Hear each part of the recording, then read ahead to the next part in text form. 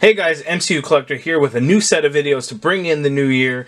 So with that, Happy New Year everyone. It is 2019, so get ready to keep writing 2018 on everything that you date for the next 3 months or so. Happens to me all the time. But let's get into what we're here for, the Captain Marvel Legends. Too much Marvel on that.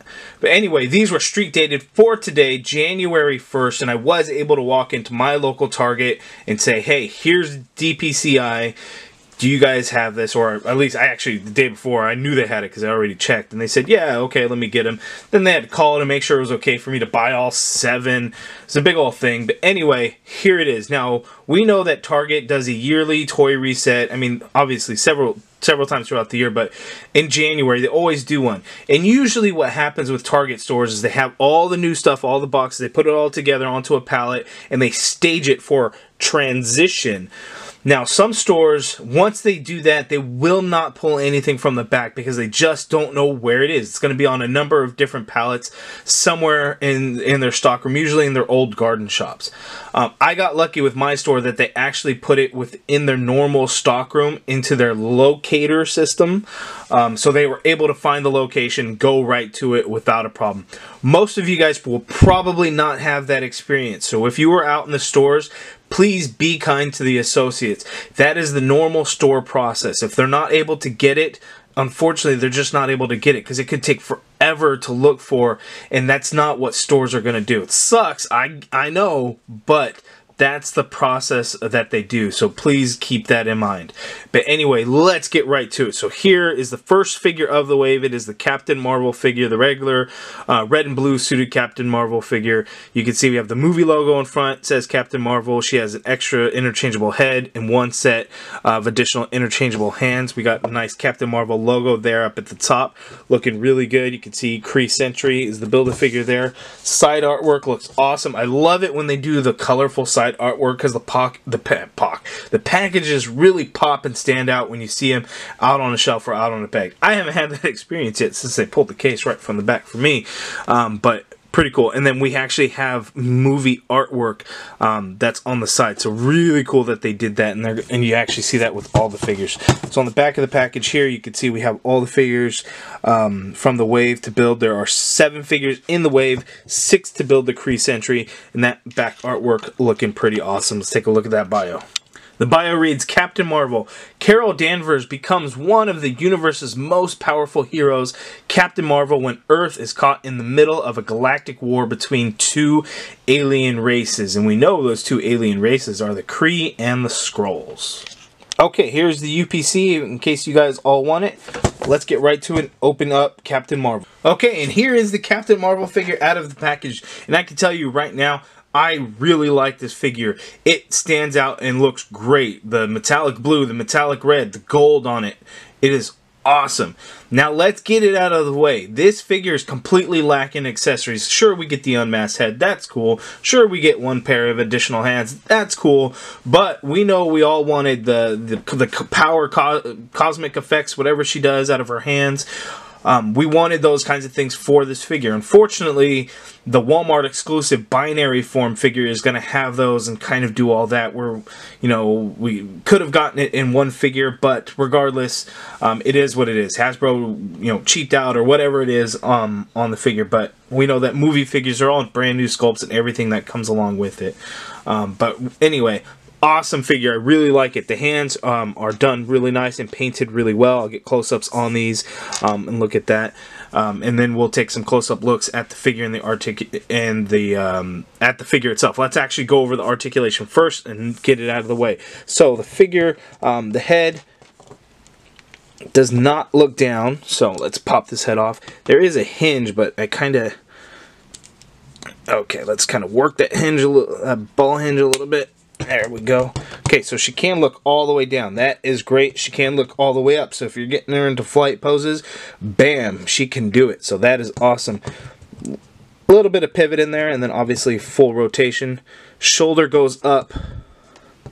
that high. And what's really nice is this shoulder pad, and as it get in the close-up, I'll show you, that does not hinder the articulation of getting the shoulder, which I completely thought it would, but it's actually a softer material onto that shoulder that allows for that movement, and then it just kind of pokes out a little bit, so you don't want to do it too much. But full rotation. There is no upper arm swivel on this figure, which is not what we which I think actually for most female figures that is the case. Some female figures do, but this one does not. Single jointed elbow, of course, so the hopes for a double jointed elbow still not there. You do get the swivel at the elbow there.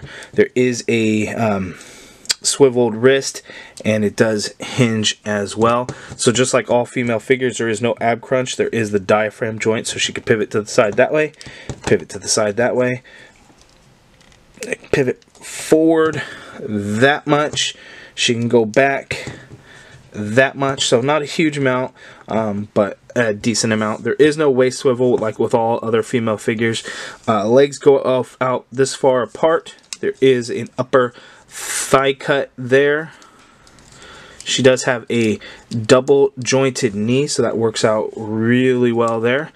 And then there is no boot rotation, and she does have ankle pivot, and the foot hinges all the way down and hinges all the way up. And I must say, most of the female figures I always have a hard time getting to stand up. This figure, not nearly as much. My table makes it kind of tough to begin with too, but voila, because she's wearing boots, no heels on these things, thank God. Alright, so that's articulation. Let's get some close-up looks at the accessories, and then let's take a close-up look at the figure. Okay, so for accessories, you can see we have the two interchangeable hands. So the open hand ones that come in the package, she comes packaged with the fists already on, and then we have the helmeted head, which she is wearing out of the package. Looks very good, and we'll show both of these with some close-up detail. And then the Brie Larson head. This is the one that everyone said looks like Caitlyn Jenner. I think it does look more so like Brie Larson once you have it in hand, but I definitely don't think it's perfect. But it does look pretty good. Okay, let's check out the figure. Okay, and just look at that Captain Marvel figure. Doesn't that just look awesome? The detail in the helmet with the line work, the paint apps are nice and clean, the blue over that red. It's a nice deep red in there, and you can see a little bit of marbleization with the shine, which I'm a fan of. I know some people don't like that. I do really like the way that came out. Now her mohawk looks good. It's the same color hair as the unmasked head, so a nice like a light brown with a little bit of wash over it, so that does look good. The figure looks like she has a little bit of a grin, so not quite a full smile that everybody wants her to do or seem to have wanted her to do, but I think that looks very good. Looking at the rest of the figure, look at that metallic blue. It looks awesome in hand. Really nice. There's a little bit of added paint, gold paint here on the sides of her torso as well, which was, I think, was a nice touch by Hasbro. I don't want to get too bright here. You know, just, you know, the little bit of paint apps everywhere. So for the most part, you know, this thing is pretty movie accurate, I would say. And I think, you know, concept art, I think they had this suit ready to go for such a long time that, you know, based on early concept, it worked out great for the Marvel Legends because it was already kind of taken care of. Oh, it looks like I got some sloppy paint going on in the back there. It looks like it's globbed on or something. That's kind of weird. The back is kind of a little bit flat. I don't know what's going on in that red there. So it's the back of the figure. It's not going to be seen, so it's not so much an issue for me, but you know, that's not clean through there. And then as I see right here on the shoulder, some of that gold must have chipped away, and I could see some of the red kind of bleeding through. But the back of the figure, so it's not so much an issue for me. But there's a good sculpt throughout the figure of her costume, which I really like. A lot of line work in there. And then I could see a lot of this blue metallic marbleization throughout. I think that looks really good to give it that real metallic shine to it. Gold line painted down the leg looks very good. The gold on these gauntlet pieces look very good. Even the red that's applied here looks really good. It's a flat red here in the top of her torso, her chest, and her belt.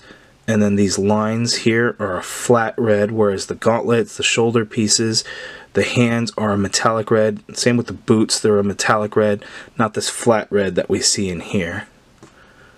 They look really good. Looking at the boots, they look very good too. Clean paints throughout. I think they did a great job with it there. Now let's pop this head off and put the Carol Danvers unmasked head on. Here we go. And I think, again, I think that does look very good. I think it does look like Brie Larson. Again, it's one of those things where you kind of have to have it in hand to really appreciate how good it is. Side profile always on these figures comes out looking great, and I could really see Brie Larson definitely on the side profile. Straight on, not as much, but I do think it's a good representation for Brie Larson. Not a great one, but a good one.